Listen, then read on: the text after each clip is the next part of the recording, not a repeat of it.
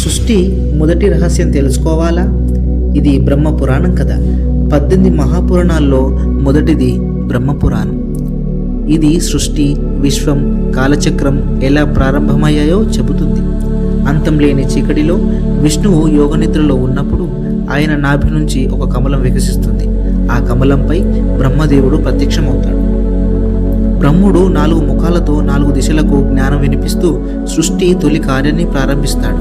లోకాలు, వేదాలు, దేవతలు, జీవులు అన్నీ ఆయన చేతుల్లోనే రూపం దాలుస్తాయి.